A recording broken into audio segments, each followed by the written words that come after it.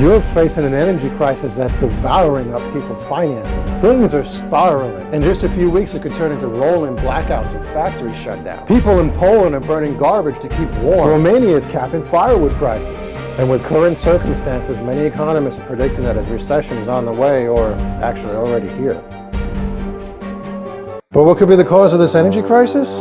Well, one of the first things that comes to mind is Russia. You have to realize that for years, Europe relied heavily on Russia for its supply of oil and gas. Russia used to supply 40% of Europe's natural gas, and last year, the EU imported about $108 billion worth of energy from Russia, and even more to Germany. They relied on Russia for about half of its natural gas and about a third on its oil. Europe became so reliant on Russian gas because it was easy to transport and always available. But not anymore. Before Russia invaded Ukraine, Europe's dealing of Russia's supply of natural gas were becoming volatile and unsustainable, or perhaps unpredictable. As early as last summer, Russia began cutting back on supplies of natural gas to Europe, even before the Ukraine war started. That alone sent prices soaring high. But when Russia invaded Ukraine in February of 2022, those supplies came to a complete halt, and the energy crisis began. However, just recently, the G7 group of countries confirmed its plan to impose a price cap on Russian oil. The goal is to keep Russian oil and petroleum on the market to avoid a price spike, while depriving the country of essential revenues for its economy and its war machine. And in response to the price cap, Russia cut off the supplies and deepened the energy crisis when it cut off its state-owned exporter, Gazprom, which was the main pipeline carrying gas to Germany. At first, the Kremlin blamed Gazprom's shutting down of an oil leak at a gas turbine that helps pump fuel into the pipeline. And then they claimed the problem could not be solved because of sanctions that were crippling dealings with Russia. So Russia's playing tough.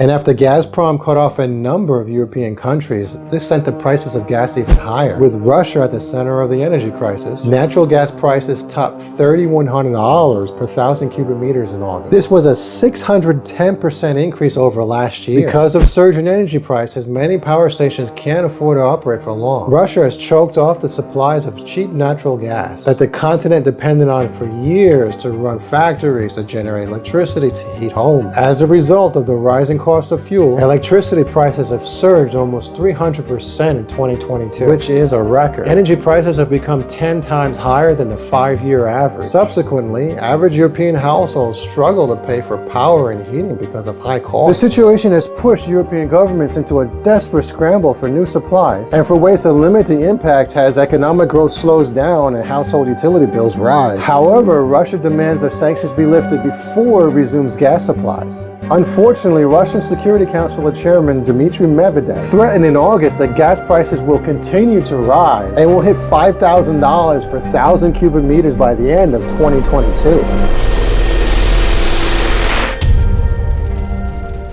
Already the continent is struggling to keep up with soaring prices. We're going to feel the impact much more as winter approaches. In the warm weather, people need cooling equipment, which consumes electricity and is generated by natural gas, wind or solar power, geothermal, coal, biomass, or nuclear. But in the cold weather or the heating season, people mainly rely on natural gas or oil, since most heating systems use petroleum. And subsequently, the demand for natural gas increases dramatically in the winter. And with Europe dependent on Russian imports for 40% of its gas needs, 46% of its coal, and 27% of its oil, it looks like Putin has a lot of leverage on his side. Meanwhile, European officials have said that Putin's move to cut off Gazprom is energy blackmail, and it's aimed at pressure and dividing the European Union as a way of retaliating against the support for Ukraine. However, the halt in the Nord Stream 1 pipeline means that Russian gas has fallen about 89% since last year. Still, Russia has warned that it would not restart gas to Europe through a key pipeline until the sanctions are lifted. Kremlin spokesman Dmitry Peskov blamed the collective West for Russia's decision to shut down flows through the Nord Stream pipeline to Germany. He said problems pumping gas came about because of the sanctions Western companies introduced against our country and several companies. There are no other reasons that could have caused this pumping problem. As expected, Russia's move reignited fears of continental energy shortages throughout the winter. It stoked inflation and pushed the cost of living to new highs. As a result, the euro fell to 99 cents for the first time in 2 decades. Just because Russia decided to cut off flows to the Nord Stream pipeline. Incidentally, the single currency dropped by as much as 0.7% to 98.7 cents in early trading. Germany's benchmark DAX index slumped 2.7%, while France's CAC 40 stock index fell 2%. European stock slumped and the euro fell as the energy crisis worsened. The stock index 600 dropped after Russia's Gazprom PJSC halted its key gas pipeline indefinitely. However, as the euro retreated to a 2-decade low, the dollar strengthened and the pound remained steady. By the way, pulling all this information together is a ton of work, so I'd really appreciate it if you hit that like button. That's it. Just give it a pound, just like that, so I can deliver more content like this to you.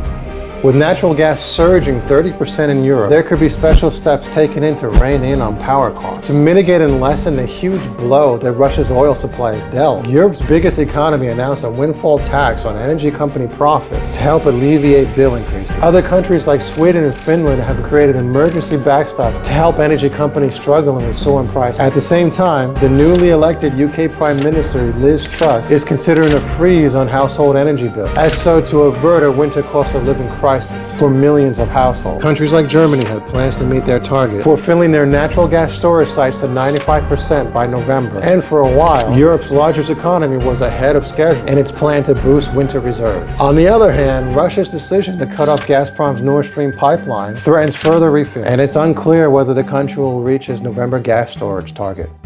With the energy crisis from being cut off from Russia's supply and the high cost of living, Europeans are being warned of unprecedented power failures this winter. According to the Deputy Director of EnergyNet, the energy crisis in Europe has created a perfect storm of soaring prices, a hot, dry summer, and a collapse in confidence of energy security, which means power grid failures are a real possibility.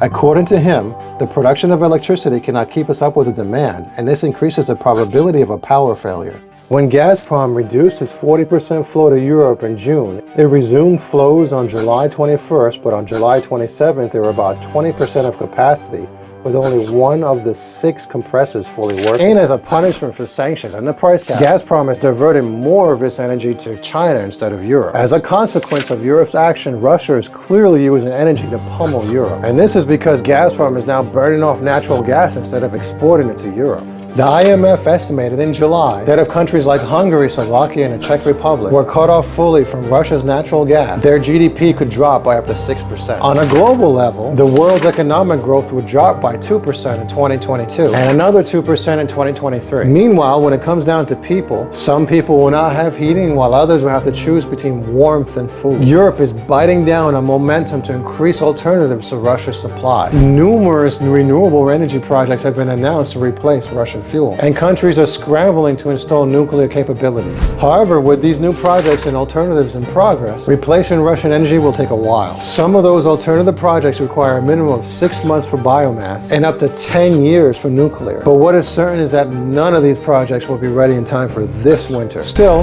escaping Russia's energy deal is not an easy feat. Since the beginning of July, Europe's imports of Russian diesel has increased by 22%, which is more evidence that it will be more difficult for Europe to replace Russia even in the short term. Interestingly, since Russia's invasion of Ukraine, the EU has paid 85 billion euros to Russia for supplies. And this is an increase of 6.6 billion per month over last year, despite reducing Russian energy imports by 15%. Experts have said that even though Europe won't be able to meet up with this alternative project, the solution to help this winter lies in efforts to reduce consumption. To reduce consumption, the European Commission is implementing the REPowerEU to reduce natural gas imports from Russia by 100 billion cubic meters by the end of the year. But overall, Europe is aiming for a 15% consumption reduction by March of 2023. Other European countries like Germany have decided to use the rationing scheme to reduce and manage the consumption of energy. Germany has ordered overnight shutdowns for non-essential digital signage to save its reserves of natural gas for more important purposes. With the EU implementing an energy-saving plan, one of Germany's tactics is requiring digital signage in shop windows and other non-essential locations to be turned off between 6 p.m. and 6 a.m.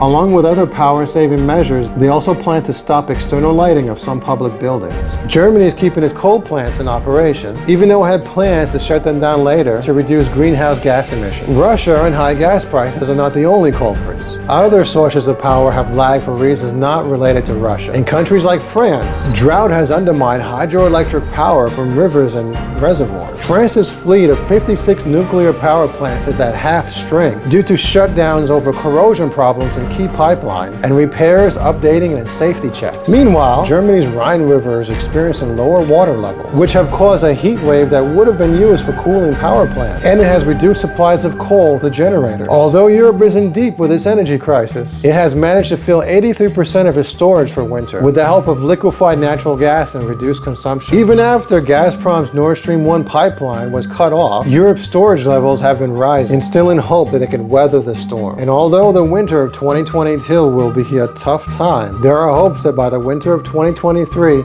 Europe will be energy secure. So tell me, what are your thoughts about the energy crisis in Europe? Let me know what you think in the comments below. And be sure to like this video and subscribe if you enjoy content like this. And hit that bell icon so you never miss an upload. You can check my previous video, well, why to buy gold during an economic crisis, or check out my entire playlist of economic uncertainty. It's packed with info just like this video.